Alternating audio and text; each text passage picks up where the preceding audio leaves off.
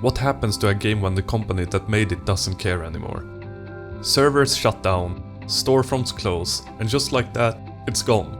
Every so often, someone does care, and it's not the corporations who abandoned it. It's the fans, the communities, the hobbyists who refuse to let these worlds disappear. This is what we're talking about today. Who's really keeping video games alive, and why is it so important that we keep saving games? Games are fragile, far more fragile than most of us realize. Consider the Wii Shop channel. When it shut down in 2019, hundreds of digital-only games vanished. Titles that had been available for years suddenly disappeared forever. Then there's PT, the Silent Hills demo. Today, it's gone. Sony deleted it from their servers. And unless someone downloaded it back in 2014, it's lost to history. Handheld libraries faces an even tougher problem. DS, PSP and Vita cartridges are trapped on aging hardware. Batteries swell, plastic cracks. These systems weren't designed to last decades. Especially online worlds aren't safe. MMOs like City of Heroes shut down in 2012, erasing entire virtual cities and communities. Fans eventually revived it on private servers, but without them it would have been lost forever. Other examples of lost or nearly lost games include Scott Pilgrim vs. the World: The Game, which disappeared from digital storefronts for years before being re-released in 2021 due to fan demand. Mother 3, a Japan-only RPG preserved and translated by fans, ensuring it reached a global audience. Marvel vs. Capcom 2, which became unavailable in many regions due to licensing issues. We like to think digital means permanent, but digital is more temporary than physical. A book printed in the 1800s can still be read today. A 1920s film reel can be restored, but a digital game from 2008 might already be gone. This is where emulation comes in. It's not just nostalgia, it's preservation. Think about how other forms of art are treated. Films are carefully restored and archived. Books are stored in libraries and reprinted for generations. Music is digitized and catalogued to survive technological change. Video games, on the other hand, are too often treated as a disposable product. Once a console generation ends, publishers move on, leaving the games to rot. Emulation fights back. It keeps games playable long after the original hardware is gone. It also makes games accessible. Rare cartridges can cost hundreds or thousands of dollars. Old consoles might be impossible to find. Emulation ensures that everyone, anywhere, can experience these games. And it's not just about money. Fan translations have made Japanese exclusives playable in English, French, Spanish and more. Communities have localized games that would otherwise have been inaccessible outside their home regions. Emulation is preservation in the truest sense, making sure these games and the stories, mechanics and experience aren't lost to time. Games are tied to consoles, servers, operating systems and controllers, technology that was never designed to last. When that tech disappears, so does the art. Even digital-only games aren't safe. Many modern games use DRM and online check-ins. When servers shut down, the game can vanish, even if you bought it. Cloud gaming and subscription services could make this problem worse in the future. Emulation doesn't just save code, it saves experiences. It keeps worlds alive, communities thriving, and memories accessible to anyone willing to explore them. Without it, all that is lost. And there's an important distinction we need to make here. Brand new games, still being sold and supported, are different. Emulating them instead of buying them is piracy. And that's a whole other discussion.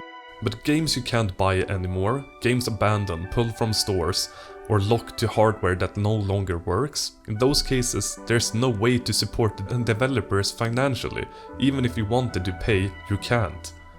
Think about the silent films of the 1920s. Roughly 75% of them are lost today because no one archived them. If we treated games the same way, future generations will lose decades of culture, innovation and storytelling. Now, I know when we talk about emulation, piracy always comes up. And here's the truth. It's not as black and white as companies want you to believe. Sometimes piracy really is just about access. Not everyone can afford games, especially when a $60 title in one country costs the equivalent of a month's wages in another. For some players, piracy is the only way to experience gaming culture. And sometimes it's about protest. Maybe you don't want to support a company that mistreats workers or sell broken products. And playing the game without paying for it doesn't necessarily mean you would have bought it in the first place. In those cases, no sale was lost. That doesn't mean piracy is the same thing as preservation, but it does mean the conversation is more complicated than piracy bad. And honestly, the only reason some games are still around today is because people shared them when companies wouldn't. Emulation doesn't just preserve games though, it empowers communities to expand them. Fan patches fix bugs developers never addressed. Mods improve graphics, adjust gameplay and add entirely new content. Fan translations open these worlds to audiences who would otherwise never experience them. Through emulation, communities keep games alive and evolving long after the companies that made them have moved on. Preservation here isn't passive, it's active. The games grow, adapt and thrive in new ways the original creators never imagined. Original Skyrim, even after the re-release and remaster, remains relevant thanks to mods that add quest, mechanics and visual improvements. Doom and Half-Life, which communities have continually updated and modded decades after release. Emulation also makes games more accessible than the original hardware ever could. Customizable controls, adjustable difficulty, speed options, and accessibility mods allow players with disabilities, or those who struggle with older controller layouts, to experience games that would otherwise be impossible for them. Original consoles often lack these features. Emulation ensures that games can be enjoyed by a wider and more diverse audience, which is a form of preservation in itself. Some games aren't remembered because they were masterpieces. They're remembered because of the communities around them. Local multiplayer chaos, online guilds, cult classics and experimental indies all built cultures that persisted well beyond the release. Emulation allows those cultures to be revisited. GoldenEye fan servers keep multiplayer alive years after the original servers shut down. Indie titles whose fan communities preserved mods and fan content, keeping them culturally relevant. It's not just about playing a game, it's about remembering what it felt like to be a part of something bigger. Games are living culture, and emulation keeps that culture alive. Many games disappear not because they aren't wanted, but because of licensing. Music rights expire, celebrity likeness are pulled, publishing agreements lapse. Publishers don't often renew contracts for older titles. Without emulation, these games are gone forever. Fans preserve not just the game, but the version of it that actually existed. Licensed music and all, emulation keeps history intact, even when paperwork would otherwise erase it. If we don't preserve games, we risk losing entire genres, rhythm games, obscure RPGs, experimental indies. They could all disappear without a trace. Online games are even more fragile. When servers go dark, entire worlds blink out of existence. Future historians, scholars and creators could lose access to decades of creative work.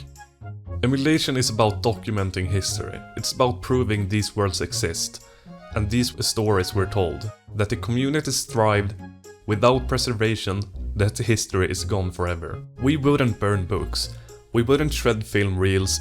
We wouldn't destroy painting just because a gallery closed. So why are we okay with letting video games, our stories, our worlds, our shared culture, disappear? Emulation is saving what corporations won't. It's not piracy, it's preservation. Without it, entire generation of creativity, culture and history would vanish. So please, keep saving games.